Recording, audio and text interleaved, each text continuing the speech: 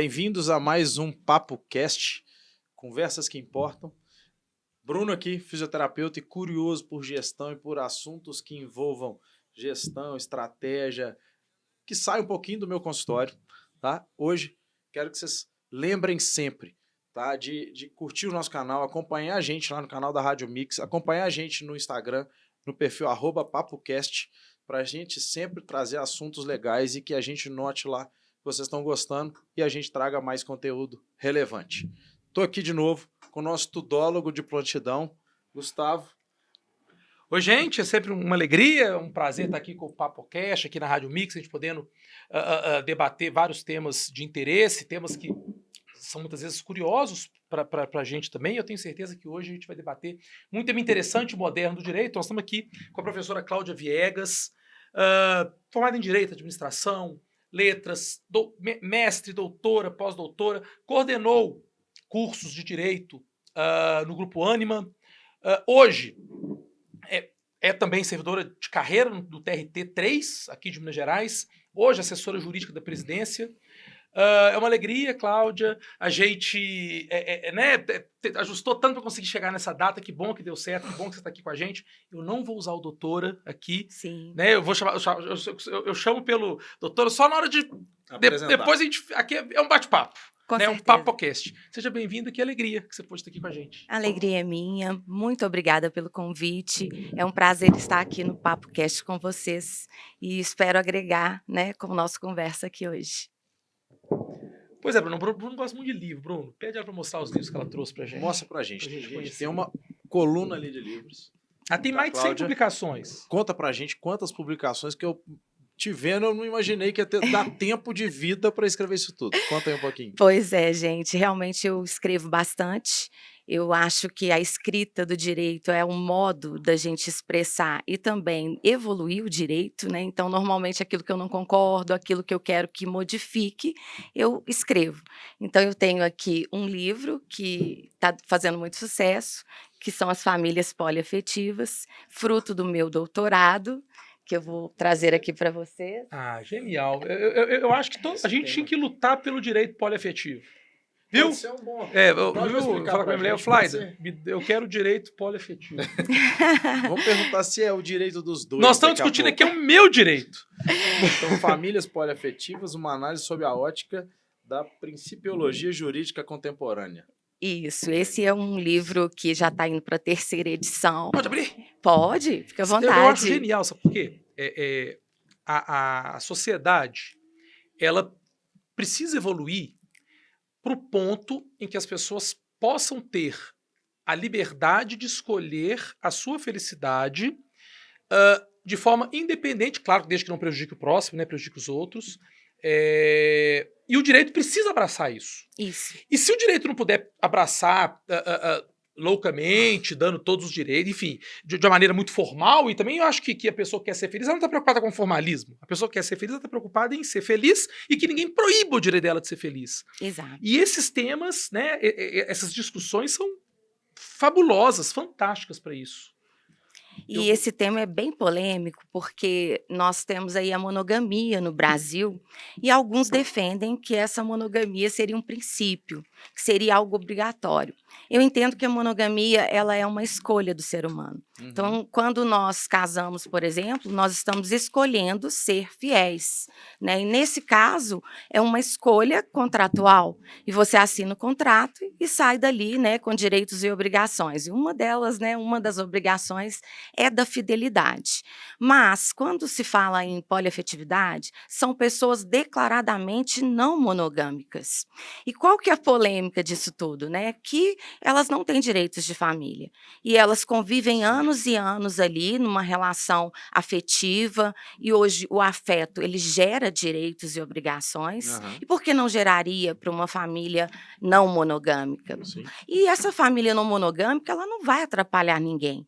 E esse tema foi muito interessante, sabe, gente? Que ele surgiu em Tupã, quando uma tabeliã, Cláudia Domingues, também Tupã, chamada interior de São Cláudia, Paulo. isso, ela registrou uma união estável de um trisal, um homem e 2 mulheres, que já conviviam há 10 anos juntos e que queriam apenas formalizar os direitos de família ali. Contrato. Sim, e ela naturalmente, né, o que que é uma tabeliã? Ela escuta uma pessoa e lavra aquela manifestação O que de não significa que ela vontade. está concordando. Eu só estou dizendo o seguinte: fulano, cicrano e beltrano tiveram aqui, disseram que querem viver assim, o direito de A, B, C, D, Estão e de assim, vida acordo que com segue, isso? assino e tal. Isto.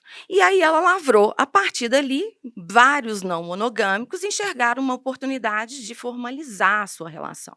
E Sim. procuraram por ela. E foi, Vários não monogâmicos assumidos, né? sim, Porque o cara diz, poliamor, deve ter 3 amantes. é isso que eu ia te falar. O nosso país, ele vem com a autorização para o homem trair desde que o mundo é mundo, Uhum. né? Nós viemos daquele pater famílias, o homem era o dono da casa, ele que mandava, e ele sempre pôde ter um amante. Isso Sim. era chamado de heterismo nos livros de doutrina. Uhum. Heterismo é uma autorização da sociedade para o homem trair. Então, eu entendo que essa autorização da sociedade para o homem trair, ele praticamente afasta a monogamia como princípio. Sim. Porque se fosse princípio, teria que ser monogamia para homens, monogamia para mulheres. Então, esse tema de família poliafetiva, ele assusta muito os homens. Por quê? Porque é uma liberdade para a mulher ser poli também. Porque o homem sempre foi poli, Uhum. né? Então, muitas vezes escondido. Outro dia eu escutei uma frase que Ou às atrás... vezes nem tão escondido assim. Porque para o Isso, homem nunca foi algo tão devastador. proibido. Meu avô tinha um amante que todo mundo sabia. Ela tinha um salão de beleza próximo lá da família da minha Ele cortava avó. o cabelo todo dia. É, Saiu pra comprar cigarro, voltava 3 dias Não, depois. eu vou ter que Isso. cortar o cabelo. todo mundo sabia e minha avó meio que fingia que não sabia, né, dessa situação. Então, a gente sabe que isso sempre ocorreu. E essas pessoas, elas declaram: eu sou não monogâmico, eu quero ter uma relação não monogâmica. E eles vão morrer nessas relações. E o judiciário vem aí enfrentando, dividindo patrimônio entre 3. Então, estamos nesse momento. Eu só consigo entender o fundamento da monogamia pela religião. Especialmente pelo cristianismo. Tirando os fundamentos, e nem sei, e estou falando fundamentos cristãos, até pensando em interpretações que as igrejas fazem da Bíblia. E nem na Bíblia em si. Que se a gente for parar bem para pensar, a família de Jesus era poliafetiva. Eu estudei um livro que é de Engels, não sei se você já leu. Claro, Friedrich Engels. E ele diz o seguinte, que a monogamia veio para organizar a sociedade, porque veio junto com a monogamia o Estado, o patrimônio e a propriedade privada. Uhum. Então, a mulher, ela sabia que ela era a mãe, mas o pai nunca era, né, definido. Não tinha DNA, não tinha nada disso. Isso nasce da Então, insegurança masculina. a monogamia veio para o homem saber que aquele filho que estava nascido ali na constância do casamento Sim, era era dele. dele. Que não tem garantia nenhuma, né? Mas hoje não, hoje nós temos DNA, nós temos uma série de condições aí, né, de investigar quem seria esse pai. Então não faz sentido impor uma monogamia, e sim ela ser uma escolha de vida. E se ela for uma escolha, ótimo, tá aí, nós temos o casamento, a união estável, nós temos condição dessas pessoas se unirem, terem direitos, e ali no ato da morte, a sucessão estar definida pelo Código Civil Brasileiro. Sim. Só que já nessa família, não. Ela está sendo negada pela sociedade, como a família homoafetiva também foi. Então, o que que acontece nessa situação? Eles convivem muito tempo juntos, quando um deles morre, a família nega e quer a herança para si, né? Quer que a herança venha para a família e não para a família poliafetiva. Sim. Então, nós estamos passando pelo mesmo, digamos assim, pela mesma saga que a família homoafetiva Homoafetiva. passou. Então, eu creio que a poliafetiva vai ser reconhecida pelo judiciário, com muita luta, com muitas situações reiteradas. Então, a gente estava aqui falando, eu estava escutando seu primeiro podcast sobre futebol, o Ronaldinho Gaúcho, quando saiu daqui, né, de Belo Horizonte, ele saiu com um trisal, com uma família de 3. Por isso que esse cara... Os maiores jogadores do Atlético. Um largou a mulher e foi ficar com a sobrinha, Hulk. O outro saiu daqui com o trisal. O Galo é muito doido. Realmente, o Galo é muito doido. Então, o judiciário ele vem aí enfrentando essas situações, porque pode dar certo, pode não dar. Porque o CNJ costuma regulamentar esse negócio. Pois Eu é. teve de registro em cartório e tal. Veio o CNJ e proibiu. e disse assim para Cláudia Proibiu? Domingues Hoje está proibido? e para todos os Se eu chegar lá com minhas cartórios. 18 mulheres, vou fazer aqui Não um consegue. 18 aqui. Você não vai conseguir fazer no cartório, no tabelionato de notas, porque o CNJ disse: não, parem com isso, parem de lavrar escrituras poliafetivas. O país é monogâmico. Nós temos que analisar essa situação. E suspendeu, e está suspenso há anos. Não é uma situação interessante de se falar para a sociedade, porque o momento que estamos, a política está muito misturada com a família, com o direito, com a educação. Com a Religião. E com a Tem um religião. filme, né? O Apocalipse dos Trópicos. E isso está sendo muito ruim, eu acho, para toda a Estado é sociedade. laico. É, O foco do Estado e do direito tem que ser o cidadão. sim, a proteção dele. Pronto. E não importa, né? E aqui, quando você fala, vai ter tal. Eu não estou dizendo que eu concordo com a união poliafetiva. O que eu estou dizendo é, já que existe, eu vou garantir os direitos de quem ali está. Exatamente. Eu não sou poliafetiva, pelo contrário. Porque existe um elemento na poliafetividade. E o povo deve achar que você é, né? Ah, você tá- Sim, fui super discriminada Da quando mesma eu mulher, né? Tá defendi. escrevendo em própria causa, né? Não, Me perguntaram, olha, se você não é poliafetiva, por que você defende? Né? E aí eu te digo, eu defendo que o transexual poderia mudar o nome há anos sem cirurgia. Uhum. Eu defendia a família homoafetiva há anos também. E por quê? Porque eu acho que a minoria ela tem que ter voz, ela tem que ter dignidade. E educação e direito, eles têm que ir lado a lado. Uhum. Eu entendo que o fato acontece antes e o direito vem depois. E esse fato dos poliafetivos é muito antigo. E ele começou fora daqui, foi nos Estados Unidos. Inclusive, a base da minha pesquisa é Anna Pohl. Ela pesquisou sobre as famílias poliafetivas há 20 anos E como atrás. que o direito nos Estados Unidos tem visto isso? Lá é consuetudinário, né? Costumes. Exatamente. Como é costume, não existe essas proibições legais, né, diretamente, embora agora com o Trump está tudo muito mudado, né, nos Estados Unidos, mas a poliafetividade lá já existe há muito tempo, tanto é que tem uma série que é antiga, que passa, acho que é na GNT, e é muito antiga, e eles falam o seguinte, que tem que ter compersão para você ser poliafetivo. E Eu já compersão ia perguntar o que era compersão. é a ausência de ciúmes quando o seu parceiro está com outra pessoa. Então é Pois algo é, assim mas que eu não tenho, Mas é uma coisa entende? legal, Cláudia. É. A diferença, talvez, e aí pro pessoal ver, a união poliafetiva são várias pessoas que se unem e todos se gostam. Isto. É isso. E Então, todos de boa eu- fé, todos em comum acordo. Não Todos se há preocupando nenhuma uns com eu, os Bruno, outros. traição. e ele, resolvi fazer um trisal aqui. Isso, Não tô Pronto. entendendo Nós essa três suposição. nos amamos, estamos juntos como nós três juntos. isso. Um pega o outro junto, separado, estamos juntos, temos família, trabalhamos, dividimos despesas, dormimos na mesma cama, viajamos junto, queremos tal. Isso. Isso é o Objetivo poliamor. de família. Agora, eu e Bruno somos construção de família, eu e ele, Sim. mas relacionamento aberto. Eu posso sair, pegar o que eu quiser, ele também. É diferente, né? Aí não tem Inclusive família pro poliafetiva não, tá? Inclusive pro direito. É porque o poliamor, ele tem o poliamor aberto, que todo mundo pode pegar todo mundo. E o Eu poliamor quero 2 desse aí. fechado, que ele é chamado de polifidelidade. É essa polifidelidade que a gente vocês entende estão que querendo existe a família. Começar É. a... Não, nós não estamos querendo Beleza. nada. A gente só quer proteger. É, Nós tentamos, A mas gente nós quer queremos proteger as conversar pessoas. Exato. Nessa época aí que eu fiz esse livro, eu estudei uma família de 4 pessoas. E pessoas Aqui de no Brasil? poder aqui, É? em Minas Família, Gerais. mas uma família pública, De você 2 cita os nomes homens aí? isso que eu e ia 2 perguntar. mulheres. Não, eu não cito os nomes, mas eles, inclusive, foram à minha qualificação de doutorado pessoalmente. Então você pesquisou a vida Eu deles. pesquisei, entrei em grupos de poliafetividade, etc., em que eu queria saber por que que eles faziam, por que que eles achavam que eles tinham família. E eles disseram o seguinte, que essa história de poliafetividade, ela quer dizer, eu quero ter família, como você disse.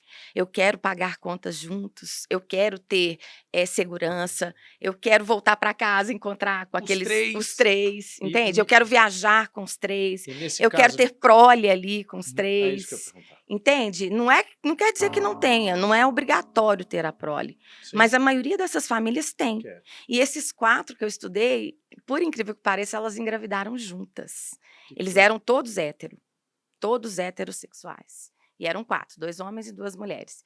E na época, qual que era a maior pretensão deles? Eles queriam que a família fosse regulamentada, porque se um deles morresse, era um, digamos assim, que ele era mais abastado, tinha mais dinheiro, era o provedor da família, porque se ele morresse, o que ia acontecer? Se a família negasse Família tudo dele. aquilo. Exato, a família dele. Eles iam ficar totalmente desamparados. E eles queriam registrar a multiparentalidade. E hoje eles registraram.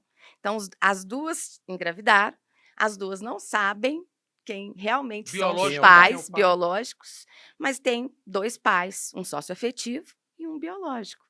E essa criança tem 2 pais, as 2 crianças têm 2 pais e 2 E para eles mães. importa, vale o amor que todos vão ter ali tem com o filho. E o juiz entendeu, Sensacional. pelo melhor interesse da criança e por entender que essa família é consolidada, eu entendo que as crianças devem sim ser registradas No nome com dos 2 4. pais e 2 mães.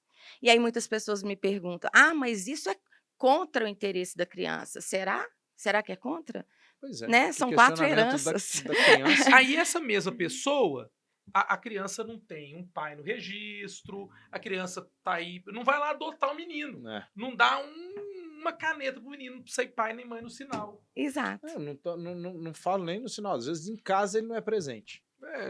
É. Né? Tem um pedacinho aqui do livro que eu tô segurando a página aqui que eu li o primeiro parágrafo. Assim, ó, há quem pense em orgia ou promiscuidade, mas é uma relação baseada na cumplicidade, respeito e sinceridade. É viver sem mentiras nem com o peso da culpa. É viver sem mentiras nem com o peso da culpa por manter um caso extraconjugal. E ficar feliz pelo outro ao saber que a pessoa que você ama também está feliz. Cara, resume bem pra caramba. É bem evoluído, né? E veja cara, bem, não. orgia tem Precisa, despesa?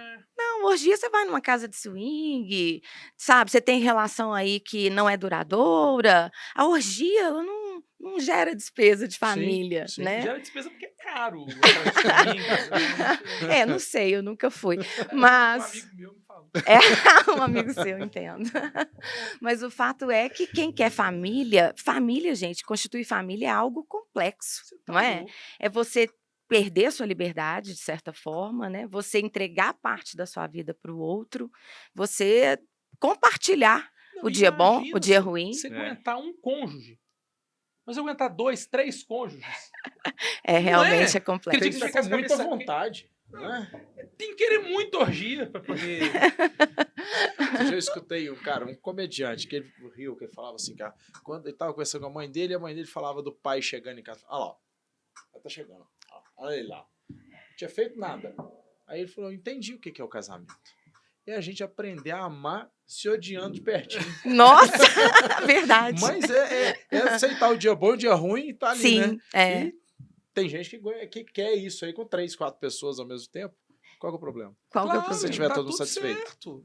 E assim, é claro que a gente fica brincando agora da orgia e tal, até pelo proibido, porque como é algo, 2 mulheres e tal, quanto mais proibido, mais fetichista fica. Sim. Né? Quando você naturaliza, é igual o praia de nudismo. Perde a graça do negócio proibido, né?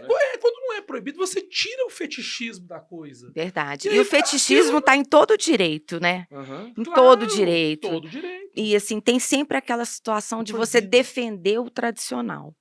E é muito fácil defender o tradicional. Difícil é defender o diferente, né? Então, assim, eu acho que esse diferente não prejudica o tradicional. Acho que ele pode viver paro a páreo. Claro. E não há problema nenhum. E o direito, eu entendo o seguinte, que ele tem que dar dignidade para as pessoas. Agora, trair pode? Eu escutei ontem uma frase interessante que atrás de uma família tradicional sempre existe um amante. Então, assim, né, é horrível falar uma coisa como essa, né? Mas no mundo de funções sociais, outro dia eu li um livro, A Função Social da Amante. Dizem que a pessoa que tem amante, o casamento dura mais tempo. Então, veja bem, né? Somos monogâmicos por natureza? Entendo que não. Tem a cama na varanda. A cama na varanda da Regina Navarro Lins. Tá aí, ela é objeto de estudo meu. E ela fala, gente, a história monogâmica do gênero Homo sapiens, ela foi construída socialmente. Sim. Ela não é uma construção biológica. E nós aprendemos e nos esforçamos para sermos monogâmicos. Você sabe que Engels fala que nós viemos do estado de promiscuidade, onde todos eram de todos. E que essa situação de ser monogâmico foi para organizar o Estado. Senão não teria como. Porque, veja, no primeiro momento, quem herdava era só o filho primogênito. Só o homem herdava, né? É Então, verdade. nós viemos de uma situação que a mulher ela veio conquistando direitos aos E poucos. depois, mesmo quando se aceitava, era o homem, era o primogênito legítimo. Legítimo, Exatamente. leia-se, filho. O filho de fora do casamento, ele não podia ser reconhecido no Até Código de 80 1916, Até 88. que durou até 2002. E até 88 ele recebia metade de herança, não era isso? Não tinha direitos para os filhos de fora do casamento. O homem podia ter o filho de fora do casamento e ele não poderia ser reconhecido. Aí veio a Constituição e falou igualdade entre os filhos. Até quando isso? Acabou filho adulterino. 88. 88. A gente era Tá nascido. doido. Veja, o homem, o tempo todo, ele foi contra as proibições jurídicas. Então, o casamento é indissolúvel. O que o homem fez, principalmente o homem, né? Ele saía de casa, deixava a mulher lá e ele constituía a nova família. Uhum. E o que surgiu? A união estável. Sim. Ela surgiu primeiro com o nome de concubinato, né? Exatamente. Tinha a lei do concubinato? Né? Tinha, e era assim algo muito pejorativo. Ah lá, Por quê? concubina Porque lá. o casamento era uma maravilha, né? Sim. E você tinha que ficar o resto da vida com a pessoa. Então, o homem, o tempo todo, o homem, a mulher, né? Nós, seres humanos, o tempo todo nós fomos contra as proibições do direito de família para que novas famílias sobreviessem na sociedade. E essa família aí hoje é a luta, né, para ser reconhecida, porque assustam as pessoas, porque dá uma liberdade para a mulher, para a sexualidade da mulher, que ainda é muito A restrita. sexualidade da mulher. E aí a gente volta ao cristianismo. O filho de Deus, ele tinha que ser tão limpo que ele não podia ser fruto do gozo da mulher. A mulher tinha que ser virgem. Aham. Pois é, pensa bem que triste. Né? Você começa ali. É. E de uma mulher de 12 anos, né? Maria tinha 12 ou 13 anos. E hoje é estupro de vulnerável. Aham. Entende? Então, Sim. a mulher... E a sexualidade é uma forma de você tolir a pessoa em direitos, inclusive, né? Sim, com Você certeza. avilta a pessoa atacando a sexualidade dela. Um homem, até pra você ofender um homem, você ofende a mãe dele, é um filho da puta. É verdade. A mãe é que é puta, Aham. né? É. Aí você vai ofender a mulher que é a piranha. Sim. Olha como que tudo se volta pra sexualidade da sexualidade. mulher. Exatamente. Então, esse tema assusta por conta disso, sabe? De liberar a mulher para ter, sim, mais de um homem, por Quebra de exemplo. costume, né? E pra Exatamente. comprar esse livro? É a Quem quiser editora comprar, De Plácido, está na Plácido. Amazon. Eu conheço o Plácido. Boa, gente. Tá Ele em ainda todo tem lugar. aquela loja ali na Brasil? Não tem mais física, mas não? Não Aquela loja tem. dele era Hoje em boa. dia é tudo virtual, né, Gustavo? Depois da pandemia, especialmente. A visualizou tudo. pandemia, ela afetou, assim, a educação, a vida da gente, ela transformou o nosso cotidiano, né? Eu entendo hoje, por exemplo, na educação, o grande problema é trazer o nosso aluno para a presencialidade. Existem alunos que não querem, sabe? Eles querem ficar no casulo ali da E os pandemia. caras querem assistir TikTok de 5 minutos, como é que ele assiste uma aula de 1h40? Sim, e a dificuldade que nós estamos tendo também para os alunos engajarem de ir à faculdade, de estudar, de interpretar, porque a pandemia ela deixou as pessoas enclausuladas ali, elas ficaram ali dentro do meio próprio. Meu próprio filho, foi muito difícil para Seu filho tem ele. quantos anos hoje? Agora está com 27. 27 anos. Então pegou Começou bem. cedo aí. Começou a escrever artigo com 5 anos. Praticamente criança. Filho ela teve com 8. Para você ter uma ideia, o ano que vem, no dia do meu aniversário, eu me aposento no INSS. Porque eu tenho 34 anos de trabalho. E começou no TST com 9. Ô, Gustavo, se você for imaginar, veja bem, né? Eu já panfletei no Sinal. Eu venho de uma família muito humilde, né? Tudo que eu conquistei foi por meio da educação, por isso que eu estudo tanto, né? Eu já panfletei no Sinal, eu já fui vendedora, eu já fui empreendedora, eu já fui auditora. Depois eu me formei em O seu primeiro administração. curso de administração? Me formei de 17 para 18 anos, porque eu sou de Abril. E eu entrei muito cedo na escola. E minha mãe fala que eu era um pouco bagunceira, assim, eu aprendia muito rápido. Então, eles quiseram me pular um ano. Então, formei Uhum. muito cedo. Então, quando eu me formei em administração, Também foi isso, que a gente faz aniversário perto, eu formei assim também, com 17 anos. Eu também fiquei, porque naquela eu época... entrei na faculdade com 17. É. 16 para eu 17. também. Hoje, o corte é 30 de março. É. Você tem que brigar para colocar o seu É. filho. Uhum. Naquela época, eu acho que era 30 de maio. Eu acho que é isso. E eu acho que eu sou o dia mais É. doido do ano, 2 de maio. 2 de maio, né? Você 10. Eu acho que é por isso que eu sou precoce, sabe? E aí, quando me formei, eu trabalhei 17 anos como administradora de um sindicato do Poder Judiciário. Daí veio o meu interesse no TRT, porque eu cuidava deles, Legal. né? Então, eu já cuidava de pessoas. E aí, eu me vi desempregada. Quando eu saí, 18 anos na empresa, né? Eu fui fazer concurso público, porque eu tinha dinheiro para 3 meses. Eu tenho que passar no concurso em 3 meses. Em 3 meses. E eu sou ariana, né? E já Ariana tinha, raiz. E já tinha o seu filho. Aí eu me separei, deu tudo errado na minha vida. Deu tudo certo, você Na tá aqui, época. viva, linda, Deu loura, tudo sem errado na publicações, época. ajudando a gente a ser poliafetiva. E aí eu peguei e falei, eu tenho 3 meses para estudar. E naquele interesse pelo direito, eu falei, vou fazer direito. Fiz vestibular. E aí me formei você em não era formada em direito. direito. Não era. E aí formei em direito, passei em 3 concursos na época, em todos que eu fiz, né? Como é Eu que é? passei. Em 3 meses você tinha que passar no concurso.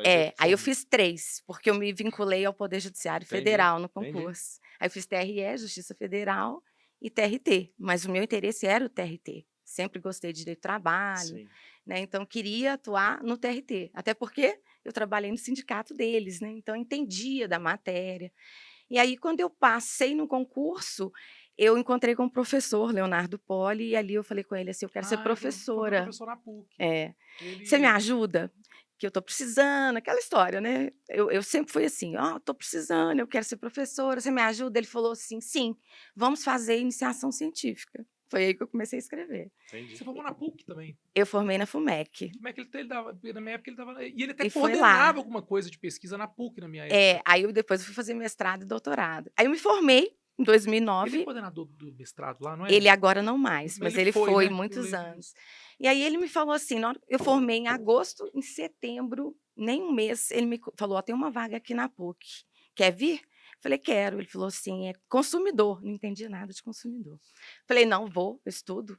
E aí eu fui. Professor igual você, o mais vai achar legal é isso. Eu não sei nada, mas deixa comigo. Desafia comigo, desafio, tá? Pois é. E falar que eu não vou conseguir também. Aí mexeu lá no seu pavio curto. Né? Não vou conseguir, vou conseguir. E aí eu fui para a PUC, ele falou, você tem 3 meses para você passar no mestrado. E aí o mestrado final de ano. Passei no mestrado, emendei no doutorado, não tinha muito tempo, já não era jovem, né? Eu até acho que se eu tivesse entrado no direito mais cedo, eu poderia estar numa situação bem melhor. Mas a vida se encarregou. Foi te levando para o direito no tempo certo, não tem jeito. Aí eu entrei no direito, fiz mestrado, doutorado, pós-doutorado.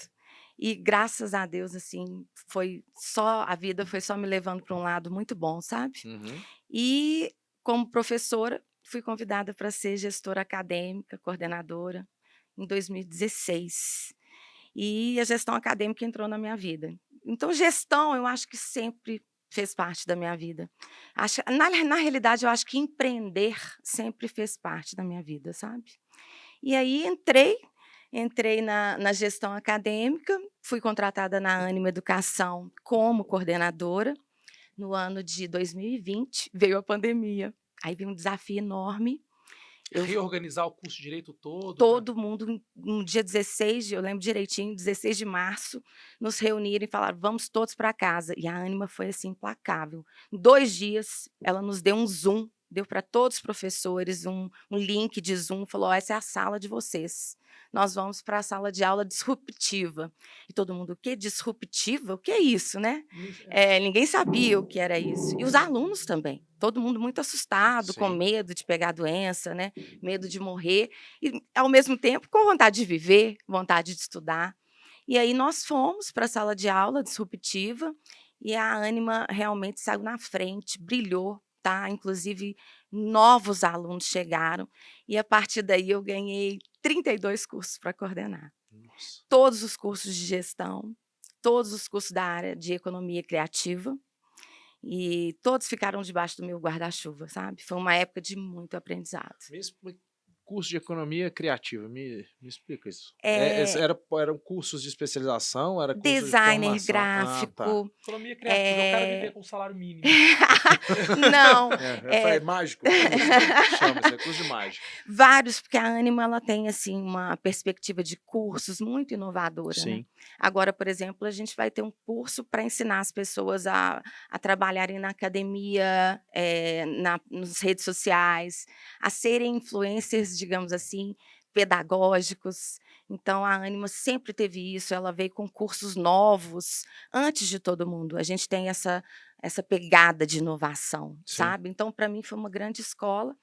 E eu fui promovida, eles gostaram do meu trabalho, me levaram para gestão interna. Então, ali, né, na coordenação, eu tratava com aluno, professor e a escola em si. Sim. Na gestão interna, não, eu já lidava com o projeto pedagógico, com as inovações, com o que nós vamos oferecer para o nosso aluno. Então, foi assim, uma outra visão que eu tive. E, né, como a vida vai me levando, né, como Zeca Pagodinho, quando chegou no final de 2022, eu recebi um convite para assumir a assessoria no tribunal, no TRT, onde eu fiz concurso, estou lá desde 2012, que eu tomei posse em 2012. Então, achei que era uma grande oportunidade, até porque eu tenho muitos anos pela frente lá ainda, porque eu optei por não levar o meu tempo, eu tenho 34 anos de contribuição no Somando INSS. TRT e... Não, só INSS. fora. Já te falei, né? Já passei por várias. E aí eu deixei lá, deixei no INSS, então vou me aposentar o ano que vem. Pra você poder pegar a E eu vou previdência. aposentar no TRT também, porque a gente pode ter, né, acumulação de aposentadorias desde que as contribuições sejam Distintas. diversas. Então, lá no tribunal eu devo ficar uns bons anos ainda. E você já escreveu sobre inovação?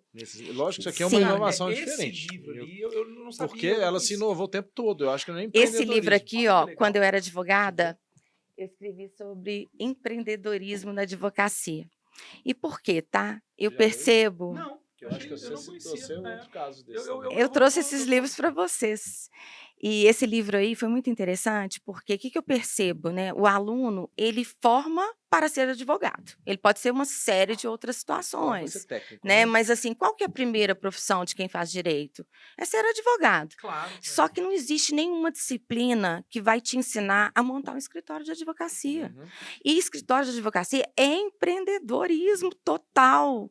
E as pessoas, elas não sabem empreender na advocacia. Por exemplo, se eu advogar sozinho, eu vou pagar 27,5% de imposto de renda. Se eu advogar em sociedade, né, numa sociedade de advogados, eu pago 15%. Quer dizer, só daí é o básico. Mas isso não é exclusividade suas, não. Tá? A área da saúde, eu acho que inteira é assim. Ninguém sabe, né? Ninguém sabe. Eu converso isso, eu falo que a área da saúde é um negócio que tem que ser aproveitado no concurso de gestão. Que a gente não sabe nada.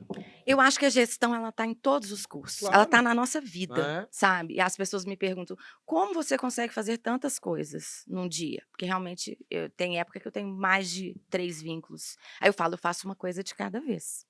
Então, quando eu estou no tribunal, eu estou no tribunal, entende? E eu me dedico muito, assim. Eu como Mariana Raiz, assim, eu sou muito exigente comigo mesma. Vem treinando, né, para tentar ser menos. Mas, assim, eu me dedico, eu tento fazer o melhor. Então, quando eu estou lá, de corpo e alma. Sim. Quando eu entro na sala de aula, eu estou na sala de aula, entendeu?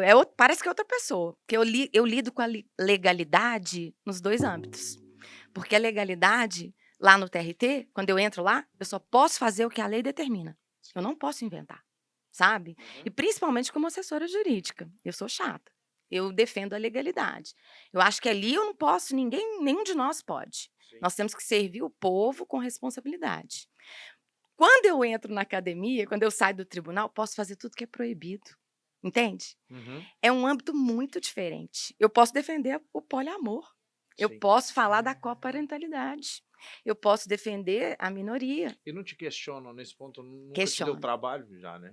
Questionam, às vezes discriminam, às vezes falam que eu sou doida, sabe? Ah, a professora Cláudia é Mas doida. doido é quem incomoda, né? É quem É. inova. Não tá, É porque ninguém eu tá falo acostumado, coisas né? que ninguém fala, O maior elogio que sabe? eu gosto de receber, você é doido? Ou então, Eu adoro eu, quando falo que eu sou doida, eu sabe? Eu gosto, falo sou eu mesmo. gosto quando fala assim que a gente é doido, que a gente é bobo. Olha a cara de bobo, bobo. De bobo eu faço várias vezes, Sabe? sabe? Cara de Ah, bobo. Não, eu acho assim, que o sabe quando momento a gente tem te que acham fazer, bobo? Você Finge né? bobo pra comer o coveiro. É, Isso mesmo. eu tenho hora que eu finjo. É? Porque não vale a pena, né, discutir. Não, tem Nem gente que não todo tá nem momento preparado pra te você escutar. precisa se Hã? posicionar, né? E as pessoas estão muito agressivas, E né? como educadora no direito, e isso aqui é interessante, fala até do advogado recém-formado, como é que você vê essa... porque, outro dia eu estava lendo, a gente tem no Brasil mais cursos de direito do que o resto do mundo inteiro somado. Sim. Como que você vê hoje esse mercado? Eu não vou nem falar, não vou entrar no médio de qualidade de ensino, mas a capacidade de absorção desse mercado cujas faculdades despejam, sei lá, milhares de bacharéis em direito todos os anos. Eu tenho visto, principalmente depois da pandemia, a diminuição das faculdades, porque muitas não sobreviveram, né, à pandemia. O grupo que eu trabalho é um grupo agressivo na situação de ofertar aquilo que a É um sociedade dos quer. maiores do mundo, não é? O Grupo Ânima É. de educação. Ah, o Grupo Ânima vem só crescendo, né? Eles investem realmente. Então, nós não sentimos isso. Eu acho que são Porque eu te eles. digo que minhas salas são muito cheias. E por quê que eu acho que isso acontece? Por que que os alunos procuram o Grupo Ânima? Quando eles entram ali, eles sabem que eles vão ter inovação, que eles não vão ter um ensino de direito tradicional, que eles vão ter novidade, porque não sei se você sabe, a gente ensina com unidades curriculares. E nós somos dupla, os professores. Então, por exemplo, hoje eu vou dar aula de obrigações e responsabilidade civil. Então, hoje eu entro na sala de aula e dou a minha aula a noite inteira, amanhã entra a minha dupla, que é o professor Jucatelli. Então, eles têm 2 visões de uma mesma matéria. Eu não dou o mesmo conteúdo que ele. Nós Sim. combinamos entre nós, Claro. pela nossa afinidade, pela nossa prática.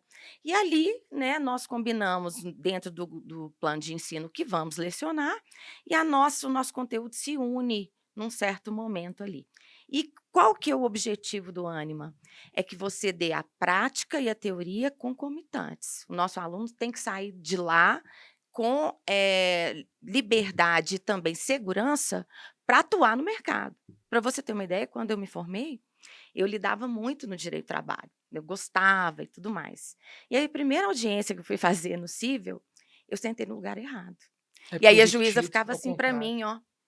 E quando eu estou envergonhada, eu fico vermelha e começo a transpirar nas costas. Eu comecei a suar, né? Comecei a empurrar a minha cliente, assim, discretamente, para ela ir para o outro lado. E por quê? Porque eu não sabia onde sentar. Porque no cível, a audiência, quando você entra, é o réu à direita e o autor à esquerda. É. Aham. Na justiça do trabalho é o contrário. É o contrário. Ah, E eu tá. dei essa gafe, entende? Por quê? Porque a gente não tinha isso. Cara, e por que isso? Deve ter uma São explicação praxes romana. jurídicas, sabe? Desde que Chatice. criaram lá as Pois é. justiças, Assim, quiseram diferenciar, né? a justificativa para ter lado é para facilitar para o juiz. Então, quando ele está fazendo audiência, ele olha para a esquerda, vamos falar do caso da Silvia. Tá. Quando o juiz está fazendo audiência, ele olha para a esquerda e sabe que quem está sentado lá é a parte ré e o advogado da parte ré.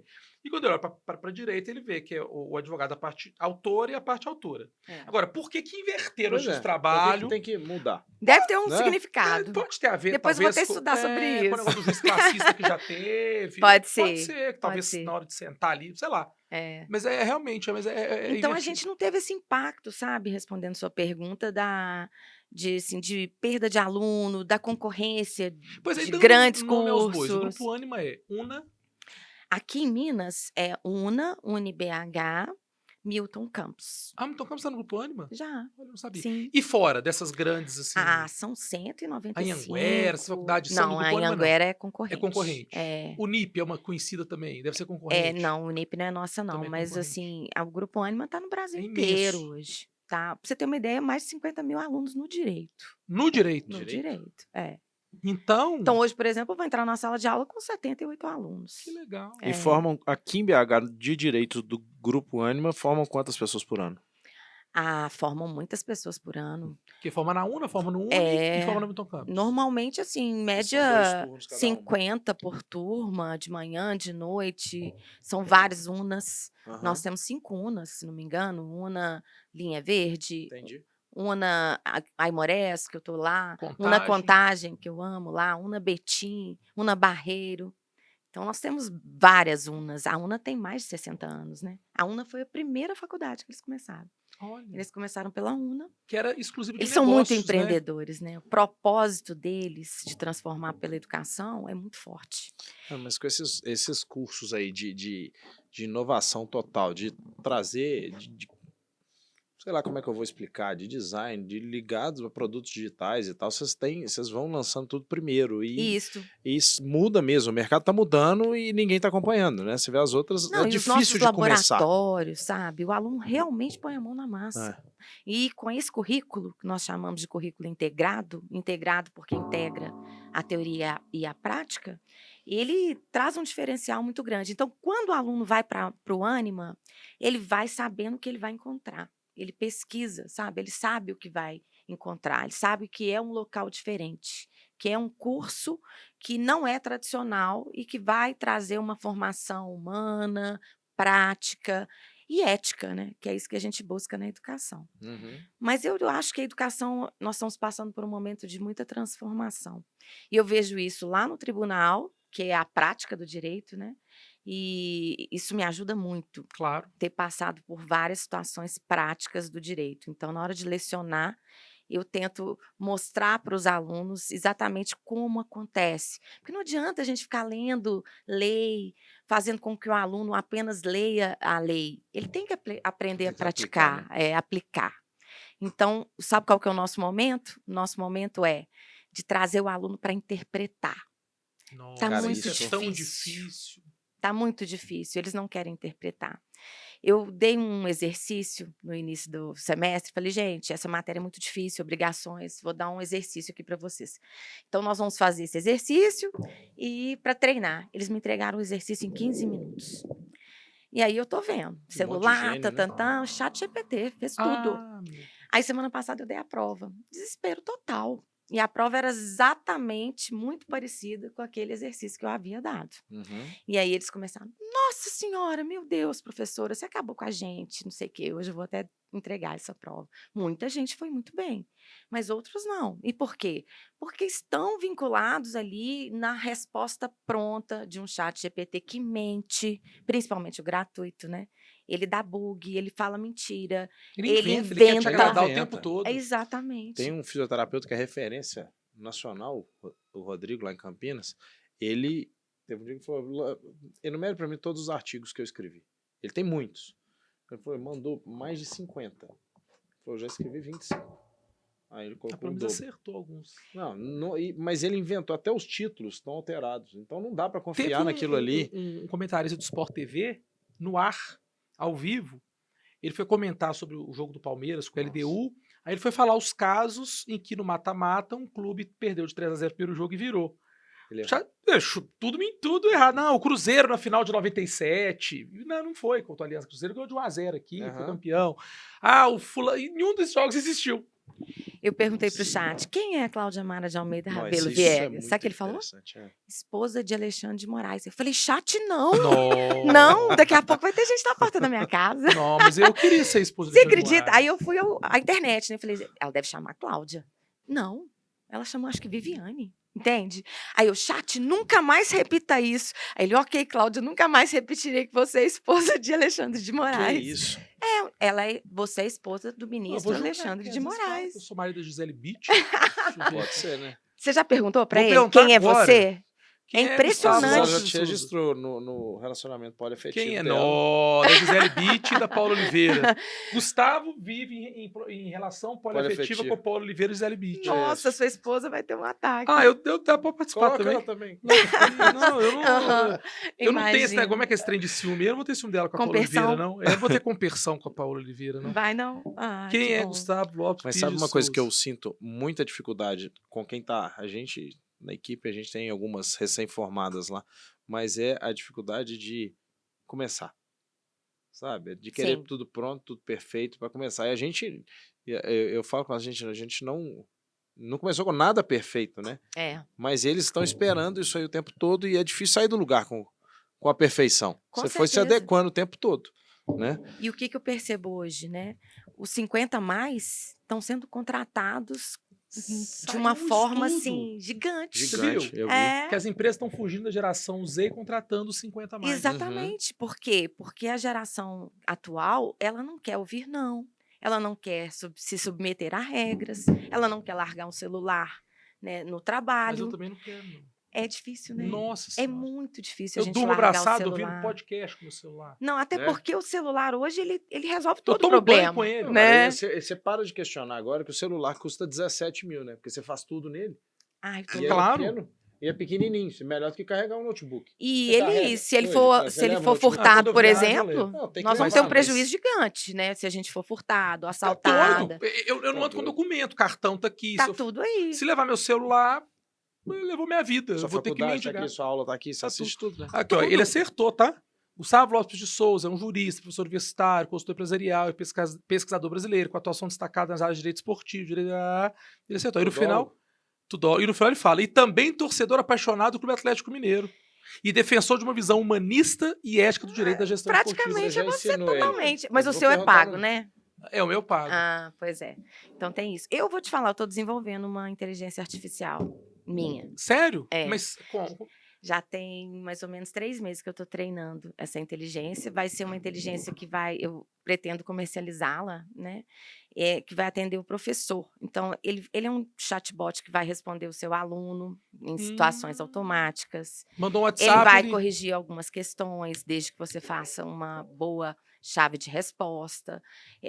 E assim, uma série de situações que o professor precisa de comunicar com o aluno, que eu vejo que os professores hoje eles comunicam muito mal, sabe?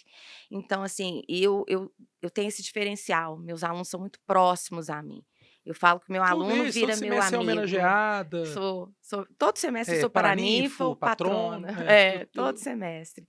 E assim, fora que eu levo o aluno para mim. Então, por exemplo, eu vejo talentos, eu descubro talentos na academia. Então, já lancei umas 3 ou 4 professoras excelentes. Né? Eu tenho uma grande amiga, Viviane Toscano. Ela hoje está fazendo um sucesso danado lá na UNA. E eu descobri ela numa pós-graduação. Ela foi Você fazer deu aula pra pós-graduação na PUC Minas, ela estava meio perdida. Normalmente, o aluno, quando chega na pós-graduação, ele não sabe o que ele quer da vida. Eu acho que ele tá querendo usar o tempo de forma útil. Não, ele quer um caminho. Eu entendo isso, sabe? Entendi. Aí eu enxergo o talento e um dia ela apresentou, eu falei, menina, você é professora? Ela falou, não sou nada, eu não sei nem o que eu sou. Eu falei, menina, você é professora. E eu comecei a falar, vamos fazer mestrado, vai fazer mestrado, e hoje ela é. Ela é professora, Ah, é? está fazendo Legal. Que doutorado. legal, mudou a vida E eu dela, tenho, né? e ela É legal fala, isso. não, professora, você mudou a minha vida. Então, isso é maravilhoso. Acho que ser educadora é isso. Isso a gestão acadêmica me deu, sabe? E olha como é que a Claudia Tudor, eu tô vendo aqui, ó. Assessora jurídica do TST. TRT, desculpa. Esse livro aqui fala de empreendedorismo. Uhum. Compra no Amazon acha os livros. Também acho. Se jogar lá no Amazon, Cláudia Mara, se eu não me engano, de Almeida Rabelo Viegas. Vai aparecer um monte de Vai aparecer os livros. livros. Então, aqui, ó, empreendedorismo. Direito de família, pode falar? Sim, O que é direito de família. Esse aqui é uma coletânea só de situações também bem polêmicas. Eu vou abrir esse aqui. Questões polêmicas de direito privado no Brasil. Procedimentos relacionados à decretação da morte presumido no Brasil. Legal, o caso do Bruno, né? Do goleiro Bruno. Esse aí foi o Quer dizer, caso... não dele, Não, da- foi de da- Brumadinho. Sabe por quê? Eu tá. queria defender o seguinte, que... Pode abrir? Pode. Que quando ocorreu o Brumadinho, as pessoas estavam em perigo de vida. E o Uhum. Código Civil fala que, em caso de perigo de vida comprovado, se a pessoa sumir, desaparecer e nenhum cadáver sobrevier, quer dizer, eu presumo que a pessoa morreu. Então, se eu tiver nessa situação de perigo de vida, eu posso declarar a morte presumida da pessoa imediatamente. Uhum. Caso contrário, eu tenho que abrir um procedimento de ausência que pode durar 13 anos. E aí eu defendi, eu e o Rodolfo Pamplona, que é o meu, né, na época, eu falo que ele é meu orientador até hoje, né? Quem é orientador sempre será, né? Então, ele foi meu orientador de pós-doutoramento lá na UFBA, na Universidade Federal da Bahia, e ele é como eu. Não, eu não sou juíza, né? Ele é juiz do trabalho. Então, ele gosta de direito do trabalho, processo do trabalho, que é o que eu mexo também no TRT, né? Sim. Não como juíza, mas como servidora. E ele também é do direito civil. Ele é mestre, doutor em direito civil. Uhum. Então, nós dois temos o mesmo interesse. Então, foi assim que ele me convidou na época, olha, eu tenho uma vaga e tem a sua cara, o pós-doutoramento. E eu fui fazer esse pós-doutoramento na Bahia e eu fiz 12 artigos em um ano. Porque se eu gosto de escrever, ele também gosta, sabe? E a gente defendeu só tema polêmico. E a gente queria defender isso, que naquela época, as pessoas que estavam perto da lama ali não teriam que esperar tanto tempo. Só que o que aconteceu, né? Começaram a ocorrer fraudes. Pessoas dizendo, familiares dizendo, meu familiar estava ali, vale, você vai ter que me indenizar. E essas fraudes prejudicaram, né, que a coisa acontecesse. Os justos acabaram sendo prejudicados. Tanto é que hoje nós temos uma pessoa desaparecida que até hoje a morte dela não foi decretada oficialmente. Ainda estão procurando restos mortais dessa pessoa. Cara, muito tema legal aqui, ó. Pornografia de vingança, uma violência de gênero que gera responsabilidade civil e penal. Sim. Que é uma coisa super nova. E que as pessoas fazem, que é aquele caso do homem ou da mulher que divulgar o nudes e ameaça divulgar. Hoje é crime, nessa época não era. Não era ainda. Por isso que é importante a gente falar de situações que não são agradáveis para a sociedade, mas que elas ocorrem, né? Então, a coparentalidade, que eu te falei.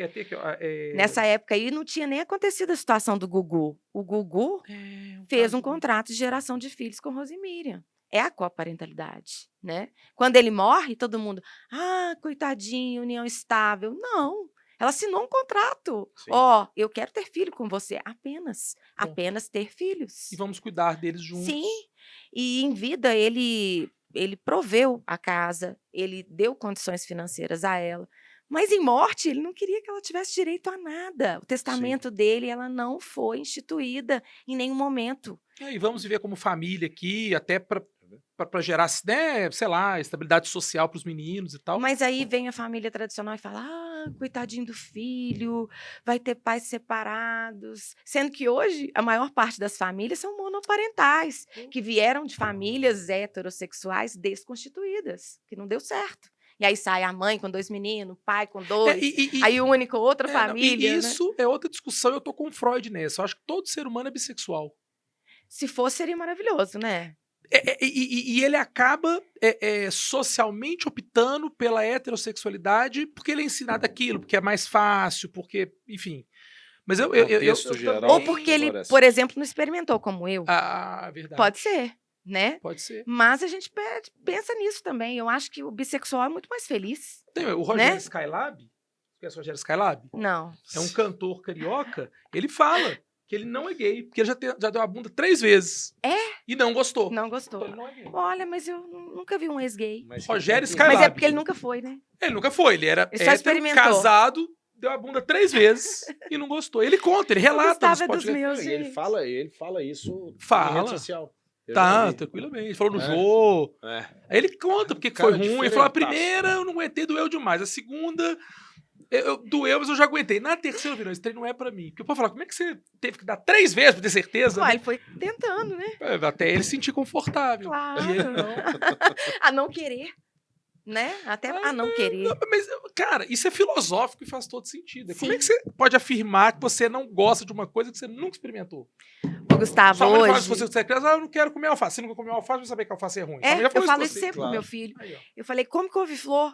Aí ele falou, mãe, eu não gosto. Eu falei, você nunca comeu. Ele falou, mãe, só o cheiro já não me agrada. Se fosse... Deixa eu falar. E esse aqui... Esse aí foi o meu primeiro filhinho. Contratos. Eu comecei a estudar direito, sabe, Gustavo, na parte patrimonial. Eu falo que é o seguinte, primeiro eu vivi o direito. Então eu assinei péssimos contratos, primeiramente, na minha vida. E aí o meu interesse na revisão contratual era exatamente porque a gente sabe que o contrato nasceu para ser cumprido. E que a regra do pacta sunt servanda ainda é muito forte. E na época eu comprei um carro, que na época leasing era muito... leasing, o real é $1, um real, $1. Nossa. É compatível. Isso. Aí a aventureira, né, foi lá e fez. E um dia a bolha estourou. E de um dia para o outro, o real era $3. Uhum. Né? R$1. Não, dólar era $1 $3. era R$3. E a minha prestação foi lá em cima. Triplicou. Tava até Triplicou. numa fase boa, né? É. Tô pra pensar. E aí, né, fui atrás da revisão contratual. E na época, né, na advocacia, a minha deu certo, mas de muitos clientes não, Aham. né? Porque o direito é assim. Sim. Então eu falo que primeiro eu vivi o direito, depois eu estudei o direito. Então eu fui estudar para tentar entender, né, como que é essa revisão contratual. Então eu comecei no direito civil na parte patrimonial. Cuidava muito de relações patrimoniais, contratos. E depois, né, pela minha vida, eu venho de uma família disfuncional. Né, disfuncional no sentido de minha mãe e meu pai eram divorciados, na minha família teve violência doméstica. Então, uma série de situações que, na maioria das famílias pobres, são normais. E eu queria entender isso. E foi assim que eu comecei a estudar o direito das famílias. Até, talvez normais não seja o termo no sentido que a gente não pode normalizar. Mas são corriqueiras, acontecem a todo momento. Infelizmente, né? Porque... E aí a educação entrou na minha vida. Eu falei, gente, tudo isso começa na educação. Se a pessoa tiver educação, ela vai respeitar o próximo. Claro. Né? Ela vai entender o espaço dela. Ela vai entender que ali do lado tem uma outra pessoa com o mesmo direito que você. E que nós temos que coexistir na sociedade. Sim. Né? Sim. E aí veio essa situação de estudar direito e educação, e virar gestora, e tentar melhorar a vida das pessoas. E, além disso, eu fui também gestora de um hotel fazenda por 10 Nossa anos. Antes do TRT, claro. Antes do TRT. Depois E que eu onde surgiu essa oportunidade? Da na sua família? realidade, foi da família do meu marido, que existia na época um hotel fazenda e... Como é que chamava o hotel fazenda? Santa Felicidade, Fazenda Hotel, ele ainda existe. Hoje ele está arrendado lá e tudo mais. Mas eu saí de lá para tomar posse no tribunal, sabe? E lá eu lidava com 150 colaboradores, pessoas do interior. Isso também te dá uma vivência, assim, diferenciada. Porque a vida no interior, ela é muito diferente da capital, né? E eu sou muito urbana, eu sou de Belo Horizonte.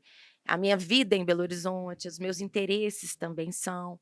Então, ir para Pitangui todos os dias, lidar com os colaboradores, lidar com a gestão de pessoas numa hotelaria, é um desafio gigante, porque você mexe, além de prestar o serviço ali de entretenimento, de lazer, a alimentação é algo de muita responsabilidade. Sabe? Tanto na compra da alimentação, produção, né? na produção, na guarda, em tudo. Você está mexendo com pessoas que podem passar mal, né? Então, isso tudo também me chamou a atenção para estudar a responsabilidade civil, que o hoteleiro ele tem responsabilidade civil objetiva. Verdade. Então, tudo que acontece lá dentro, né, É de responsabilidade. era a responsabilidade do administrador, que no caso era eu. Uhum. Então, assim, desde cedo eu tive que lidar com responsabilidade de vida de pessoas. Sim.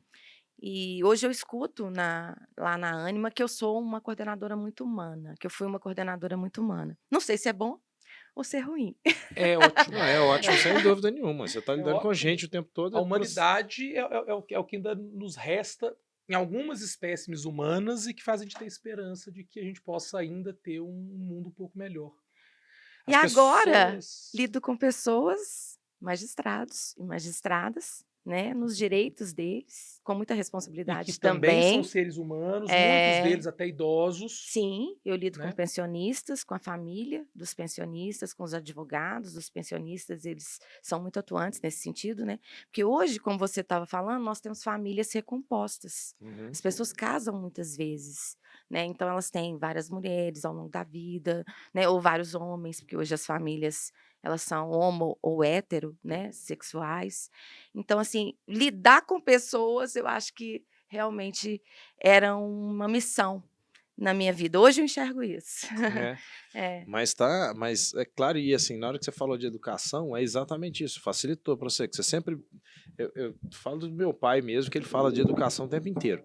A educação tem 2 pontos. Primeiro, que é alguma coisa que depois que você teve, ninguém te tira. Isso. E segundo, que você entende Só o seu o limite. alemão. Hã? Só o alemão. Por quê? O Alzheimer. Isso é verdade. E segundo, que você sabe do seu limite, até onde você pode ir, que não incomode o outro. Isso aí é a Exato. base de toda a educação. Se né? nós tivéssemos esse respeito mútuo, não precisaria de direito, né?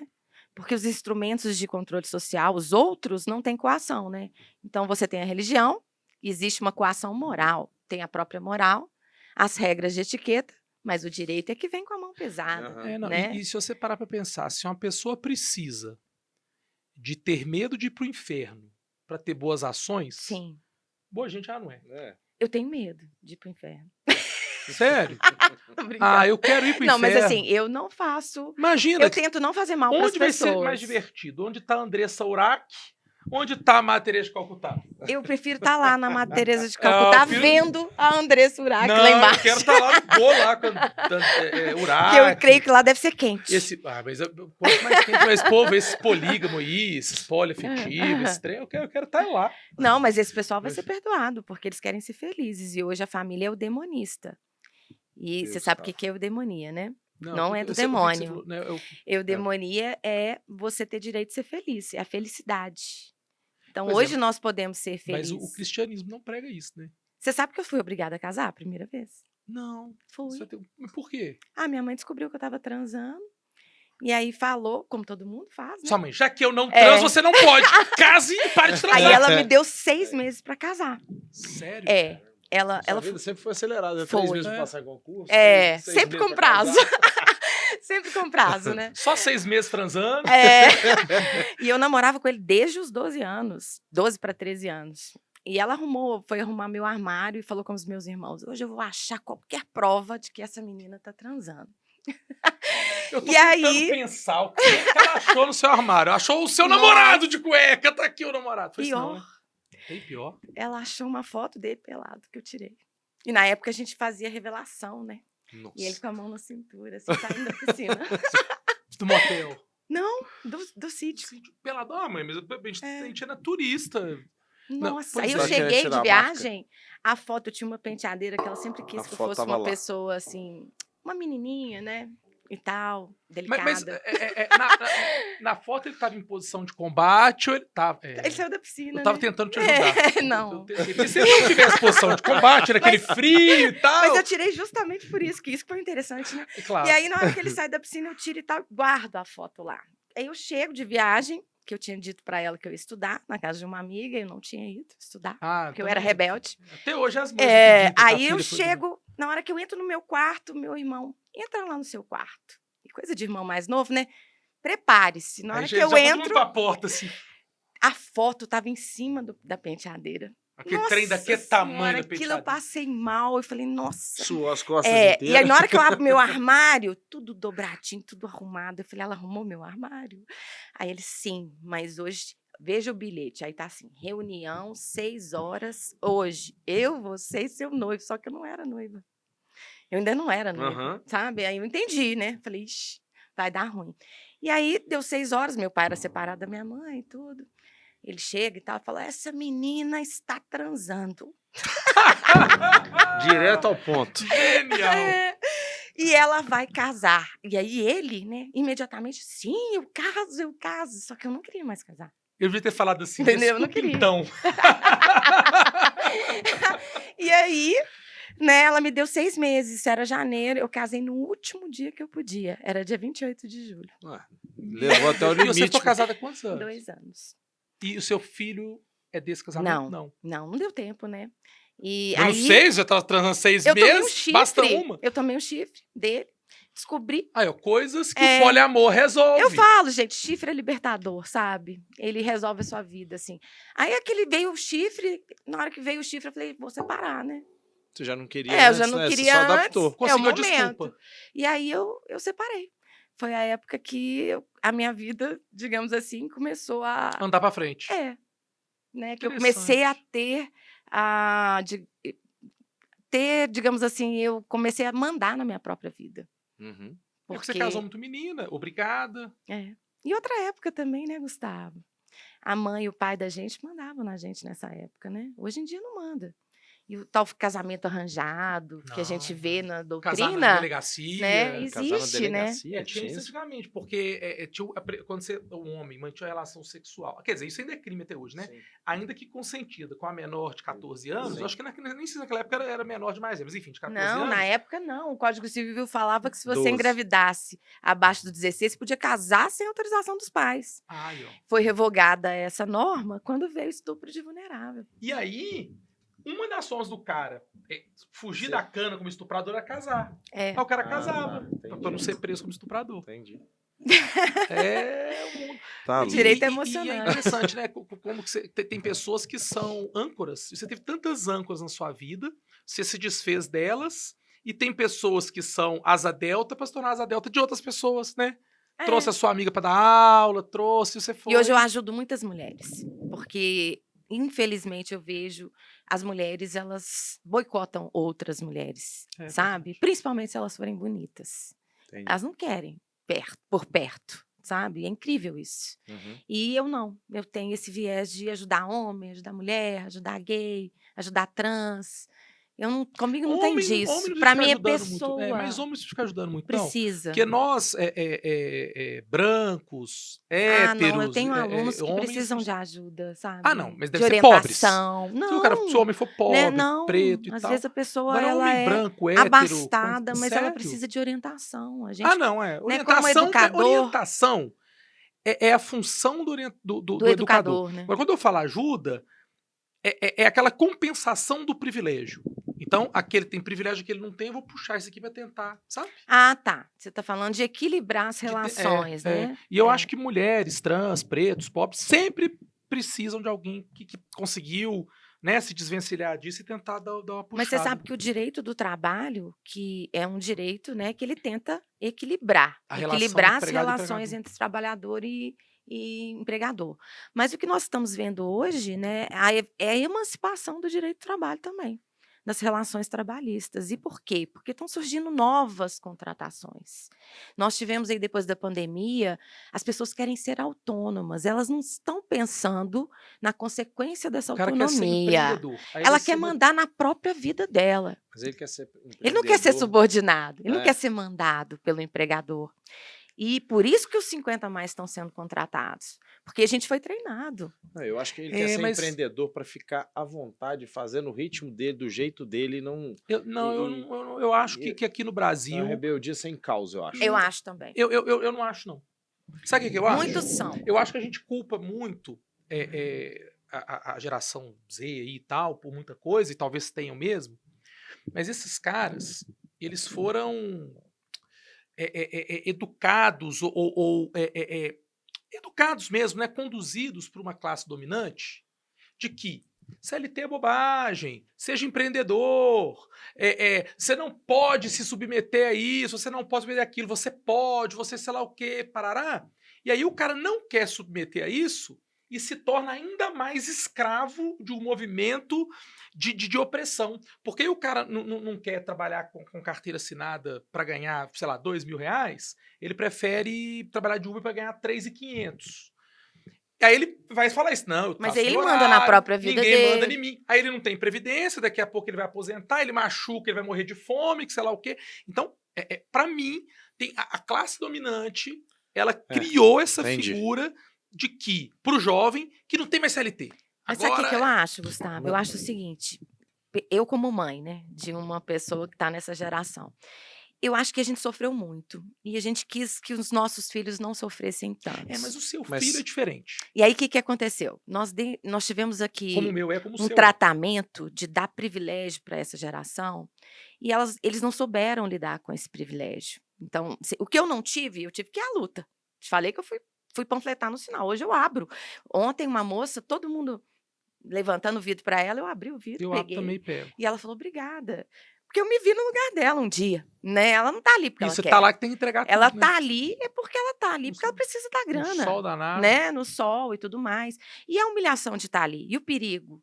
Tudo isso está envolvido, homem sabe? mexendo, deve É horrível. Mas o seu filho, o meu filho, o filho dele, vão entrar nessa onda que eles vão ser educados iguais, só que eles são privilegiados. Porque nós Porque nós lutamos podemos muito. dar a eles esse privilégio. Exatamente. Agora, aquele que não é privilegiado, ele vai crescer achando que para ele ser bom na vida ele tem que ser empreendedor, que ele tem que ser chefe, que ele tem que mandar, sem o Estado nem ninguém dar para ele a condição dele fazer isso ou ter esse privilégio que os nossos filhos têm ou terão, ele não vai ter preparo, não vai conseguir. Não vai aposentar? E essa mesma pessoa que convenceu ele que o bom era ser empreendedor vai dizer que ele é um fracassado porque ele não teve mérito. Entendi. Entende o ciclo? Eu acho que é um movimento. Entende o É ciclo? um movimento social da autonomia aí, e é por isso que a pejotização está lá para ser julgada. Esse movimento de autonomia, Eu não o que tenho me pena de preocupa... médico, PJ, de engenheiro, Nem eu. PJ, de advogado, Eu não PJ. tenho. Eu Você acho não que tem, quem não. assina o contrato está consciente. Agora. E sabe a regra que está assinando. Eu não tenho pena, mas você tem que desconstituir o jardineiro PJ, o motorista PJ. Eu acho que você tem que analisar no caso concreto. O fisioterapeuta PJ também não tem dor, não. Não, mas não tem que ter, Entendeu? Não tem que ter. Cada caso tem que ser o caso. Mas, enfim, Não, o nosso tempo já fisioterapeuta, vai, ele estourou, o povo estuda, ele tá tem fazendo- discernimento. Sim, Quando ele sim. assina um contrato, ele sabe o que ele Claro está que fazendo. sabe. Agora, o problema, Gustavo, é quando a pessoa vira para você e fala assim, eu vou te contratar se você for PJ. E aí, na hora que você entra na empresa, você tem todos os elementos do contrato de trabalho. Ok. O tá? artigo terceiro lá. Aí tem pessoalidade, você tem hora para chegar, você é subordinado. Mas ainda Entendeu? assim, se o cara for médico, se for advogado, se falou o quê, eu ainda tentaria analisar o caso concreto. E tem que analisar o caso concreto, Né? né? Eu não presumiria. Agora, se o cara for pobre por suficiente e aquilo for condição sine qua non pra ele dar comida pros filhos em casa e ele não vai arrumar outra coisa, aí eu já tenho que desconstituir. Entende a diferença? Sim, eu fui assistente de desembargador por 7 anos, né? Antes de assumir esse cargo, eu era assistente de desembargador, fazia votos. Então, a gente fazia o quê? Verificava a sentença e o recurso das partes, para ver se teria que reformar ou não, né, aquela sentença. E é isso, a gente analisa as provas dos autos. E se os elementos do contrato de trabalho, né, do vínculo empregatício estiverem presentes, ele tem que ser reconhecido. Existe lei para isso, né?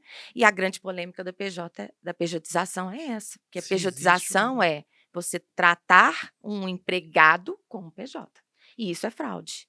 E é isso que nós estamos aí. Ou um PJ como empregado da Recife. Temos que analisar, temos que verificar, né, o que realmente está acontecendo naquela relação. Nosso tempo tá pra lá de estourado, os meninos já estão ali assim. Ai, Não, mas Falação, é né? nós aqui que se deixar, a gente vai embora. É. Eu já falei aqui, o nosso sobrenome é atraso. Bruno, quer fazer alguma pergunta? Eu vou começar com. Porque aqui tem um finalzinho, né? Que é Claro. o jogo da Da polarização. polarização. A gente vai te fazer algumas perguntas extremas. A ideia é que você responda, mas se não quiser responder, é isso. Se quiser ficar, responda o muro. Também a ideia é que não fique, mas se precisar ficar. Não, eu lá. não vou ficar, não. Eu quero que você decida assim, ó. Ensino à distância, que eu acho que aumenta a capacidade de difundir, né, Sim. ensino, ou o presencial, que eu acho que tem eu ainda sinto falta daquela dedicação, daquela proximidade, daquele detalhamento, principalmente na minha área, sabe, que a gente pode ter mais resultado, mais resultado é difícil de falar também, né? Sim. Mas mais proximidade e uma resolução de dúvidas e tal, mais imediato. Eu que te você digo me que fala isso hoje- onde você está, né? Porque hoje- o Grupo Ânima é inovador sempre. E Hoje o mundo é híbrido, né? Então, lá hoje nós estamos conjugando o ensino à distância de forma assíncrona e síncrona. Então, o que significa isso, né? Você pode ter um ensino à distância estático, que vai estar ali para você consultar a hora que você quiser, sim, e a aula síncrona, em que eu falo diretamente com os alunos pelo meio digital, né? Hoje em dia a gente dá aula no Teams. uhum, Então, o que eu entendo hoje? A hibridez, ela veio para ficar. E ela consegue conjugar as duas formas de ensinar. Eu, particularmente, sou uma pessoa que me adapto muito bem ao ensino à distância, tanto como professora como estudante. Mas há alunos que não. Então, eu acho que nós temos que ter as duas situações para tentar agregar aí, né, essas habilidades e competências dos alunos. Porque, veja bem, as audiências hoje, elas podem ser presenciais e elas podem ser por videoconferência. tem que E tá nós temos preparado que pra tudo. preparar o aluno, ele tem que saber que mesmo em videoconferência ele vai ter que estar vestido adequadamente, que ele não vai poder estar com a televisão ligada, que ele tem determinadas situações que ele tem que respeitar e saber se portar, né, à distância. Então, eu acho que não tem mais volta. O mundo é híbrido e a educação também ela é híbrida. Então, não tem como mais separar uma da outra. Até porque o MEC agora soltou uma nova diretriz do semipresencial. Então, hoje eles estão muito focados em fomentar a semipresencialidade. Exatamente para isso, para atender o aluno em duas situações e circunstâncias. Livro ou apostila para estudar? Eu tenho os dois. E eu digo para meus alunos o seguinte: tá sem tempo? Leia minha apostila. Entende? Então, eu não sou aquela professora radical que acha que a apostila não serve para nada. Pelo contrário, como uma boa concurseira, para estudar, eu faço apostilas. Então, se você jogar meu nome ali no Jus Brasil, eu tenho apostila de tudo que você puder imaginar, gratuita para os meus alunos consultarem. E eu indico o livro e a Vou apostila. baixar umas lá, baixa as apostilas da professora Cláudia no Jus Brasil. Mais uma? Eu queria, na hora que a gente fala de faculdade, de instituições, eu acho que a gente ainda fala muito, que é o que eu e o Gustavo fala muito em conversa de família, de a gente ter uma chancela, a gente pegar e falar assim, eu sou fisioterapeuta porque eu tenho isso aqui de formação e até por essa instituição. Mas na hora que a gente fala em lifelong learners, que é o que todo mundo vem falando de se manter estudando a vida inteira, lógico que isso não exclui de você ter passado por uma instituição. Sim. Mas tem sido levado muito a ensinos por cursos na internet, por assistir vídeos no YouTube muito bem feitos e muito bem orientados. Como é que você está vendo isso dessa geração Z que a gente está falando como lifelong learners na internet, sabe? Porque Sim. eu vejo muito isso. Eu não sei nem definir como é que eu acho, assim, como é que eu defino esse cara. Ele é competente mesmo? Como é que se escolhe esse profissional no futuro, sabe? Sim. Olha, estudar sempre, né, para mim, principalmente para o profissional do direito, é fundamental, porque as leis mudam, né? Nós estamos num país civil law, que a lei é a fonte principal do direito. E a lei, ela pode ficar velha, mas ela também se altera muito. Se você não estudar, você estará fora do mercado. Então, o que eu entendo, tá? Hoje em dia nós temos uma série de pós-graduações lato sensu, estrito sensu, e depende do aluno, do viés do aluno, da vontade dele, do interesse dele e da própria situação da vida dele. Então, o que ele pode fazer naquele momento? Ele pode fazer uma pós-graduação de 6 meses? Faça. Não, ele pode fazer um mestrado porque ele quer dar aula? Tudo vai depender do interesse, sabe, Bruno? Mas sempre com uma instituição chancelada. Sim, sempre, porque você tem uma garantia de você vai ter professores já que são renomados. E hoje em dia também procurar, né, o professor pelo nome dele, pelo currículo, pela trajetória. Eu faço isso. Quando eu vou ouvir um vídeo, né, do Gustavo, eu sei quem é o Gustavo. Sabe como é que eu conheci o Gustavo? Eu estava estudando direito desportivo, estava fazendo um artigo sobre sociedade anônima do futebol. Inclusive, esse artigo meu viralizou, ganhei muito dinheiro já com ele, de visualizações e tudo mais, e eu peguei, chamei o Gustavo, falei, Gustavo, preciso que você faça uma palestra pra gente, porque eu tinha uma ideia meio desvirtuada da sociedade anônima de futebol. Eu achava que os bens ficavam com a sociedade anônima e as dívidas com a associação, entende? Então, eu precisei estudar para entender o mecanismo da sociedade anônima de futebol, que ela pode ser usada pelo bem e para o mal, como tudo na vida, né?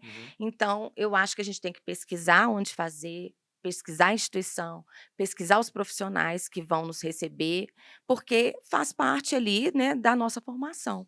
Então, quanto melhor o profissional, quanto mais reconhecida é a instituição, melhor ficará o seu currículo. Com certeza, não tenho dúvida. O que eu entendo disso a internet está aí, livros estão aí para a gente comprar e ter novas ideias. Sim. Mas tem que ser chancelado você tem que cartularizar o conhecimento. Você tem que então, você tem que ter um diploma para você poder falar. Agora, eu acho que a gente tem que ler de tudo, sabe? Até o ruim, para a gente ter, assim, né, crítica, autocrítica. Do ruim mesmo. você aprende o que não fazer, né? Exato. Igual você pode dar a bunda 3 vezes para saber se você vai querer fazer ou não vai. Gente, esse foi o PapoCast com a professora Cláudia Viegas, um papo delicioso, temas polêmicos, muita coisa interessante, até muita diversão, por que não? O Bruno, que às vezes não é muito fã do direito, a mulher dele é advogada também. Eu vi que ele curtiu. Cláudia, obrigado, valeu demais. Eu que agradeço. Muito obrigada pelo convite. Chatice, os atrasos, qualquer coisa. Amei estar aqui com vocês. Lado bom, se estiver atrasado para suas aulas, Isso aqui eu acho que pode mandar para os alunos que falou muita coisa. Foi uma aula. Isso aqui foi uma aula. Verdade. Gente, siga a professora Cláudia Viegas nas redes sociais, vai aparecer aqui embaixo o Instagram dela, o Bruno, eu, o PapoCast, a Rádio Mix, e nos acompanhe nas redes sociais, na programação da rádio, compartilha com seus amigos, faça cortes à vontade, o importante é estar com a gente, um grande abraço e até o próximo episódio. Isso aí.